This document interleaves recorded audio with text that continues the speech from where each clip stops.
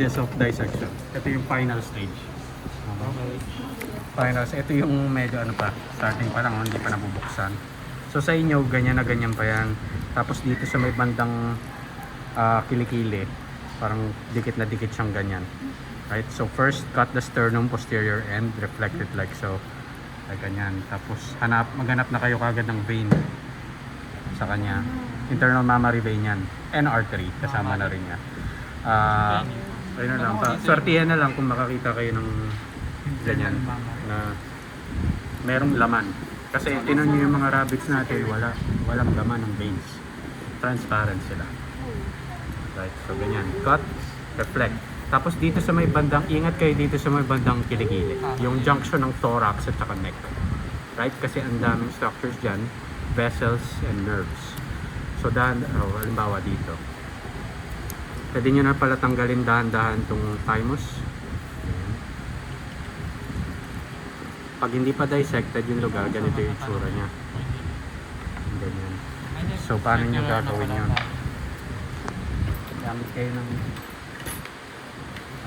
scalpel. Wait lang.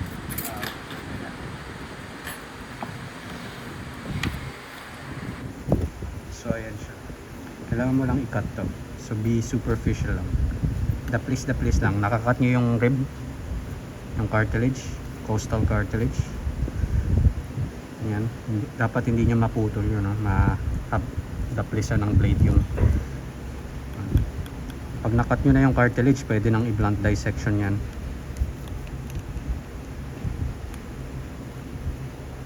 Like so.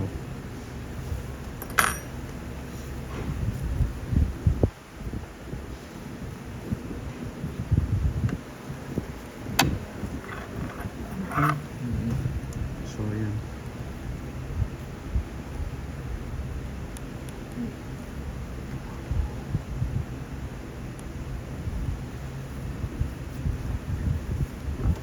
Okay, tapos tanggalin niyo yung thymus. Pwede niyo tanggalin yung thymus using forceps lang, blunt dissection. Ayun. Yeah, syempre meron siyang blood supply, pero okay lang matanggal yun. Ano pa kaya sir ng blood supply? Alam ko internal mammary din dinadaanan niya. Internal mammary din yung nagsusupply. Nasa checklist ba? Nasa left number. Okay. Huge chunk of tissue. Tapon nyo sa proper container ha, huwag dun sa ano. Ano ito? Yan, may natitira pang thymus.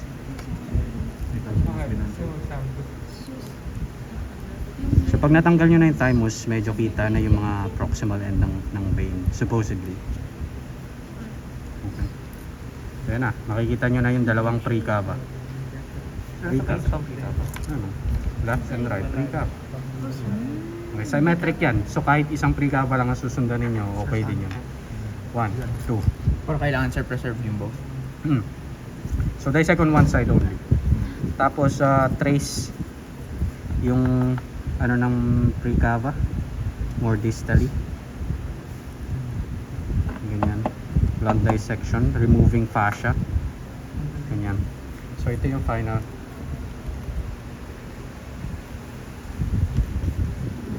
form niya. Okay. Yan. Right, left precava. Tapos bago siya mag-split, nakita niyo yung very prominent split niya into subclavian and jugular. Tingin kayo sa kabila, sa right side, right pleural cavity. Mayroong parang nagko-curve na vein, azygos. Tapos may mga intercostal veins siya. Coming from the intercostal muscles. Nakita lang po ba yan sir sa kanan? Sa kanan lang. Bakit sa kanan na sir? Kasi may right. Parang isang mahaba lang siya na ganun. It's actually phylogenetically derived from the posterior cardinal vein. Right, posterior cardinal vein sa fish. Nasa circulatory system na ba kayo? Yes sir. Okay. Good. Yeah. Pero siyempre yung azygos na yan, yung nag-iisang azygos vein na, by the way, literally ang parang etymology ng azygos is unpaired, lone vein, parang gano'n. Azygos. So both sides dinedrain niya. So may mga intercostal din dito siya sa kabila. Sir, tatanggalin ba yung lungs or Hindi muna, hindi necessary. And then tuturo ko lang yung mga madaling makita na veins. This one is the first intercostal. Ang tawag, may special name si Hyman for that. It's called the superior intercostal vein. Anong pinagkaiba niya sa mga ordinary intercostal? Malaki. Hindi malaki. Hindi lang yon. Yung mga ordinary intercostal, nagde-drain kay azygos. Itong superior intercostal diretso kay precava. Tapos, may isa pang vein draining into the precava coming from the brain, from the head. So, hatakin nyo lang si precava.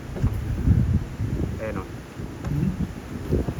Makakita kayo yan yung na parang nagda-dive dorsally and then paakyat. Anterodorsal, vertebral vein. Vertebral. Pailalim siya, vertebral vein. Ayan. Tapos, siyempre merong internal mammary, yung pinakita ko kanina sa sternum. Tapos magsisplit na siya into subclavian and external jugular. Sundan nyo na kagad sa external jugular, mas superficial yung tributaries niya. Coming from the shoulders, transverse scapular. Paakyat siya dito. Tapos, anterior facial, posterior facial.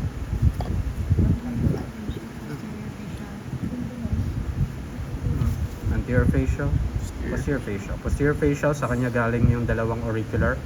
Front side, back side of ear. Anterior auricular, posterior auricular. Okay, so tapos. Meron din palang tributary si external jugular coming from the brain as well. Yun yung, ito. Pero in this case, putol na. Internal jugular vein. Katabi lang siya ng trachea, hanapin nyo. Sir, so ito po ba siya? Or no? Internal jugular vein? Hindi, ano na yan, carotid artery na, artery. Wala na nga yung vein dyan, walang kwenta yun. So, ito, internal jugular. kailangan natin ng bago supply. Internal jugular vein. Tapos, punta na kagad kayo sa subclavian. Trace only on one side. Right? Si subclavian, parang tatawid siya ng ribcage palabas to the limb. Habang nandito pa siya sa loob, ang tawag sa kanya ay subclavian. Pag lumabas na siya dito, ang tawag sa kanya ay axillary vein. Nagbago lang ng pangalan. Tapos yun na yung tricky dito, yung mga branches niya, tributaries niya. May isang mahaba na vein. Kung may natitira pang cutaneous maximus sa inyo, Wala na. yun lang. That's a long thoracic vein. Long thoracic. Tapos merong isang Sinig agad eh. merong isang tributary ay pataas pag ganun siya. Maiksi lang. That's a cephalic vein. Cephalic vein. Lilitaw siya dito sa lateral side as yung vein na nakikita nyo dito sa deltoid. Yun yung cephalic vein. Ayun o. Cephalic vein. Okay? And then the last two, may isang makapal na vein, short vein na diving into the teres major, subscapular vein. Tapos meron siyang mahabang tributary coming from the latissimus dorsi. So, atake nyo sa latissimus dorsi, that's the thoracodorsal vein. Thoracodorsal vein drains into the subscapular, drains into the axillary. And then tuloy-tuloy lang si axillary. Pag nandito na siya sa braso, brachial vein na ang pangalan. So yun. Hanapin nyo sila.